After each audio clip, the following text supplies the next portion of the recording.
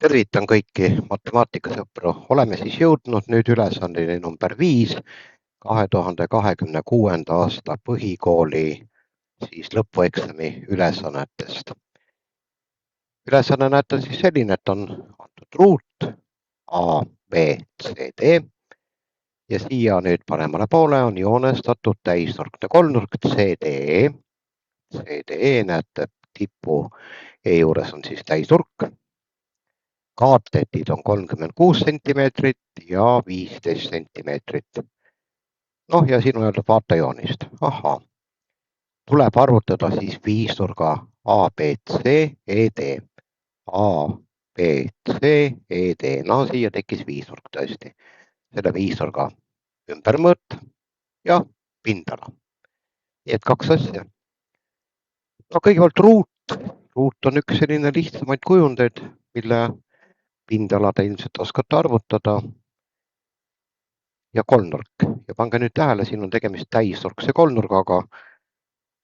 Mida ma kindlasti soovitan, te võite rahulikult siia arvud juurde kirjutada, mõõtarvud, kaatetid. Nüüd visuaalselt vaatate ära, kumb nendest kahest kaatetist on pikem. Loomulikult ärge nüüd joonlauaga jumala eest mõõtma hakake, sellepärast et siis see lõpeb fiaskoga. Kaatetid on siis 36 centimeetrit, no märgime siia ära. 36 centimeetrit ja 15 centimeetrit. Ja ilmselt siis selle täisnurkse kolmnurga siis CED hüpotenuus ehk siis kõige pikem külg on külg DC, mis on ühtlasi ka ruudu küljeks. Ja nüüd vaadake, kui on täisnurkne kolmnurk, siis tuleb ju kohe meelde selline tore mees, kes on küll nüüd surnud, aga tema nimi on siis Pythagoras. Nii et ma kirjutan selle veel kord, pärast tuleb see nimi siin tekstis ka välja.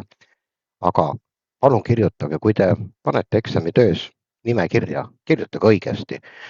Et noh, see on väga halb või selline mitte just eriti meeldiv ka sõber Pythagorase jaoks, kui keegi tema nime kirjutab kuidagi kummaliselt. Pythagoras või jumal teab veel, kuidas seda niimoodi. Ja no ärge arvake, et Pythagoras oli Leedu maadleja või midagi sellist, või korvpallur veel hullem. Pythagoras oli ikka Vana-Kreeka matemaatik, nii et siis nii palju võiks teada.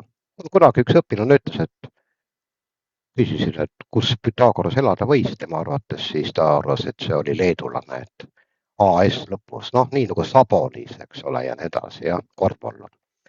Okei, see on nüüd teine jutt, aga kuulge, hakkame vaatama seda lahenduskäiku.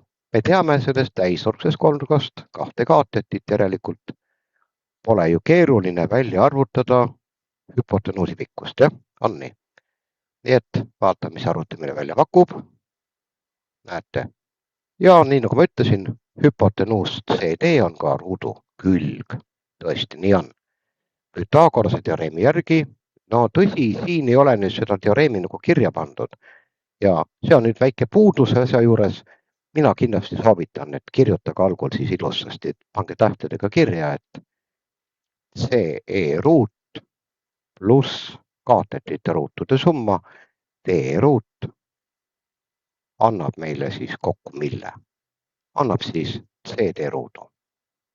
Siis on nagu Pythagorase teoreem nende tähistega meil kirja pandud. Ja siit, kui me nüüd CD avaldame, eks ole, noh, te saate väga hästi aru, et panete siia CE ruudu, arvutate välja, D ruudu arvutate välja ja võtate tulemusest ruutjuure ja saate siis ilusti selle CD kätte. Vaatame, kas see tuleb nüüd ilus arv või ei tule. 39 centimeetrit. Aha, panen selle siia kirja. No, mida tähendab ilus arv, jah? See on ka selline natukene ebakorrektne väljend. No, pidasin silmas seda, et kas tuleb täisarv või tuleb näiteks 0,5 midagi sellist, mis on ka viisakas. Kui tuleks selline arv, kus jääb ruutjuur alla midagi, näiteks, et ruutjuur 107-st, siis ta ei ole ilus, sellepärast, et seda ruutjuurt 107-st väga kenasti välja arvutada ei õnnestu, jääbki ruutjuur 107-st ja ega see ei ole ka kole arv, me saa öelda kole, aga ebamugava.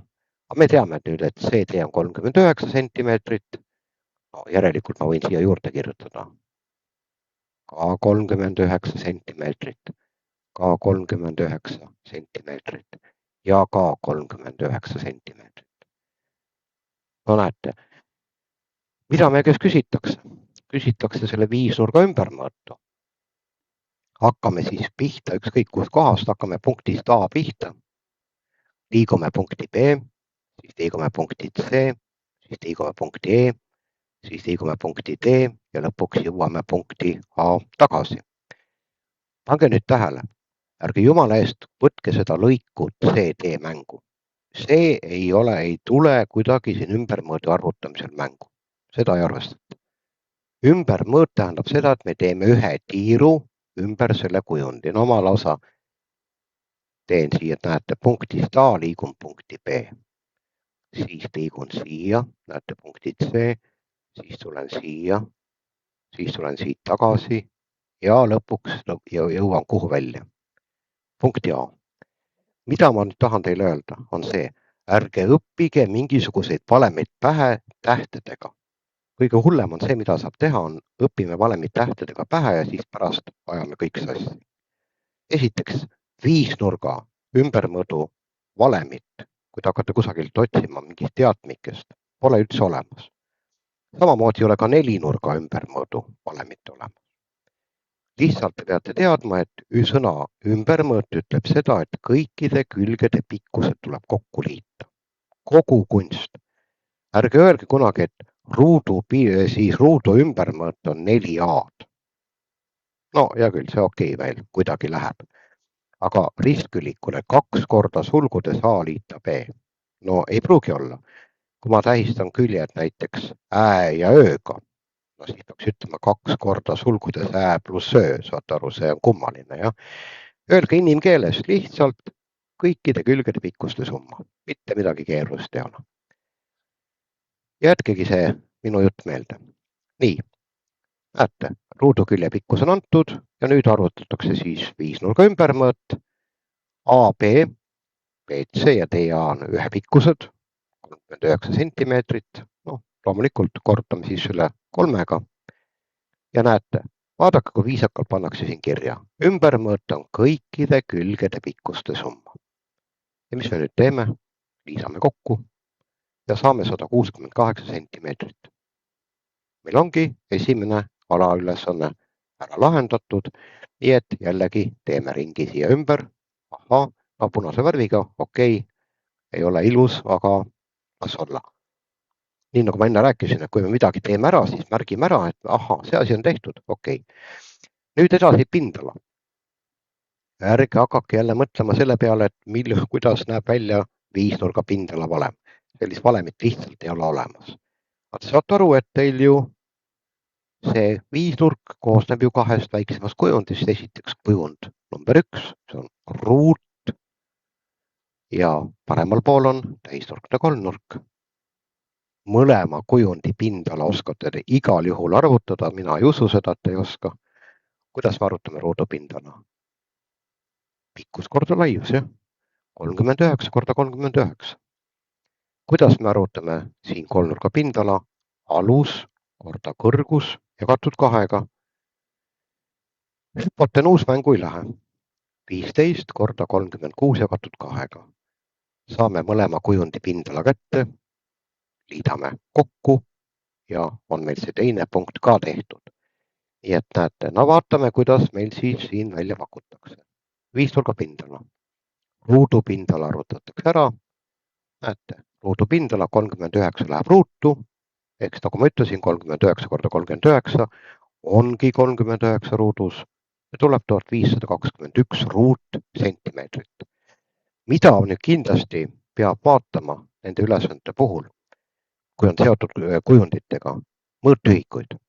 Mõnikord võib ju ka nii olla näiteks, et teil on üks külg, üks kaatet on näiteks sentimeetrites, aga teine, eks ole, on hoopis detsimeetrites. No siin on nüüd sõna ja jäänud vahelt ära, eks ole, aga hea küll, las olla, paneme selle, sokutame selle sõna ja. Vot nii, et kui teine külg on detsimeetrites, siis te peate loomulikult ühikuid teisendama, kas teete kõik sentimeetriteks või teete kõik detsimeetriteks või valite veel mingi kolmanda ühiku, see on teie enda valida. Aga erinevate mõõtühikutega loomulikult tehteid teha niimoodi ei saa. Nii et näete, me saime kätte selle ruudupindala ja nüüd siis kolmnurgapindala. Noh, nii nagu ma rääkisin, alus korda kõrgus jagatud 2-ga, 270 ruutsentimeetrit. Mis me edasi teeme? Liidame need kaks pindala kokku, viisnurgapindala ja tuleb 1791 ruutsentimeetrit. Vastus on ilusasti antud. Märgin ära siia, et ma olen ka punkti number 2 ära teinud. Loomulikult siia saab juurde pookida nüüd igasuguseid lisaküsimusi, siin ei ole.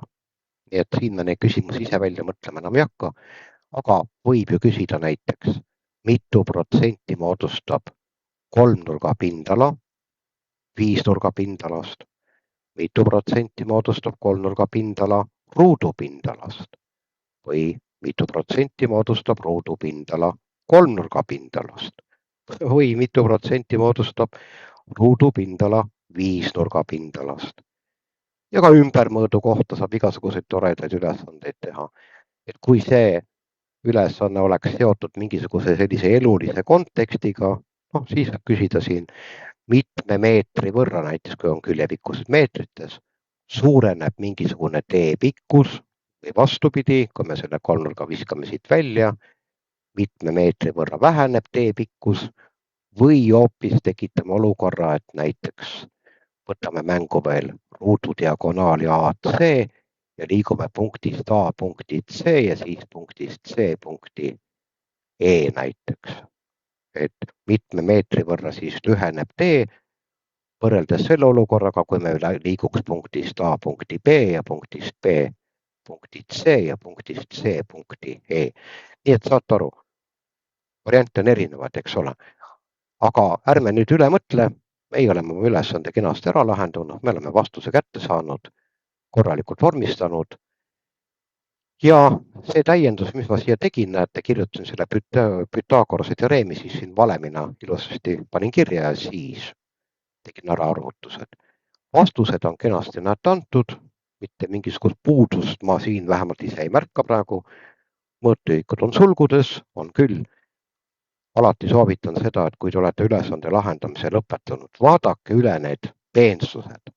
No just nimelt, kas need sulud on ilusasti paigas, kas vastused on olemas ja kui kõik on tehtud, mõõtühikud õiged muidugi, jah, siis võite minna rahulikult järgmise ülesande juurde.